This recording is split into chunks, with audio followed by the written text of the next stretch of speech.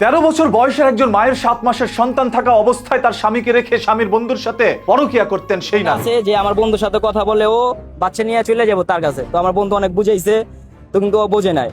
যত যাই হোক বাচ্চা নিয়ে আমি যামুগা, ওর সংসার আমি করবো না। স্বামীর অভিযোগ, আমার স্ত্রীর বয়স 13 নয়, আমার স্ত্রীর বয়স হচ্ছে 20 বছর। সে টিকটকে ভিডিও বানায় এবং সেই টিকটক থেকে অসংখ্য ছেলেদের সাথে তার সম্পর্ক হয়েছে। সেই সম্পর্কের জের ধরে তারা আবার তার সাথে পরকীয়াও করত। আমার স্ত্রী আমার বন্ধুর সাথেও পরকীয়া করেছে, আমি সেটার সত্যতা পেয়েছি, যার কারণেই তার সাথে ছাড়াছাড়ি পর্যন্ত করেছি। আমার সন্তানকে আমি রেখে দিয়েছিলাম। সেই 7 মাসের সন্তানকে সে নেওয়ার জন্য কোর্টে আমার বিরুদ্ধে মামলা করে। সেই মামলার রায়ে সন্তান সে ফেরত নিয়ে যায়। আজ আমি আমার স্ত্রীকে হারালাম আমার একমাত্র সন্তানকেও। এই সোশ্যাল মিডিয়ায় যাকে 13 বছর বলে আপনারা ভিডিও পাবলিক করেছিলেন, সেই মেয়েটির বয়স আসলেই 13 নয়, তার বয়স 20 বছর। যদি 20 বছর না হতো তাহলে 13 বছরের একজন মায়ের কোলে আবার কিভাবে 7 মাসের সন্তান থাকে? 12 বছর বয়সী একজন মেয়ের কাছ থেকে এত ইজিলি সন্তান হয়ে যায়, তার কোনো সমস্যা হয় না। এইভাবেই তার স্বামী অভিযোগ করে যাচ্ছে। এবং আপনারা আজকের এই ভিডিওর মধ্যে দেখতে পাচ্ছেন সেই মেয়েটি আসলেই টিকটকে ভিডিও বানাতো, নাচানাচি করতো এবং অন্যান্য পরপুরুষের সাথে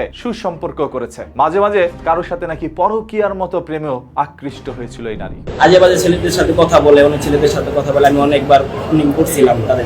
স্বামীর এই সকল অভিযোগগুলো আসার পর থেকে যেন পুরো ঘটনাটাই অন্যদিকে মন নিয়েছে। যে মেয়েটিকে দুদিন আগে পুরো সামাজিক যোগাযোগ মাধ্যমের মানুষ দেখে সমর্থন করে যাচ্ছিল যে মা তো মাই হয়, কিন্তু সেই মাও যে পরকীয়া প্রেমিকা হয় সেটা আপনারা বুঝতে পারেন। এবং মেয়ে বলছে তার স্বামী তাকে নির্যাতন চালাতো, যার কারণেই সেই সংসার ছেলে চলে আসতে বাধ্য হয়েছে।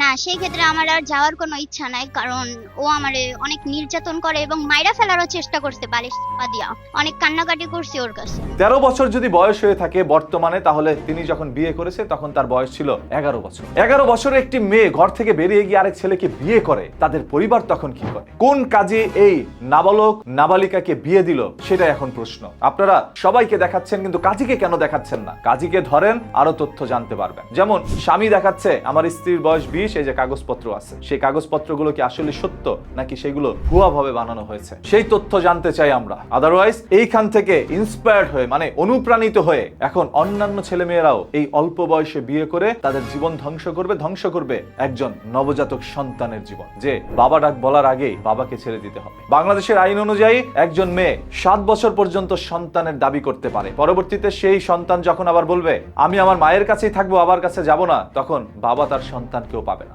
আইনের আরেকটু পরিবর্তন অনেকেই দাবি করছে, না হলে মেয়েরা সবসময় যেন জিতেই যাচ্ছে। জিনিসটাকে একটু ব্যালেন্স করা দরকার। এটা আমার একান্ত ব্যক্তিগত মতামত ভাই, আমার মতামতে ভুলও থাকতে পারে। আপনারা কি চান কমেন্ট করে জানান। আর হ্যাঁ, এই বিষয়ে কে কতটুকু জানেন সেটাও জানাতে পারেন। প্রতিদিনের এই ধরনের ঘটনা, দুর্ঘটনা, লুকোনো সত্য জানতে চোখ রাখুন নিউজ কিতে। পেজটাকে এখনই ফলো করে রাখেন।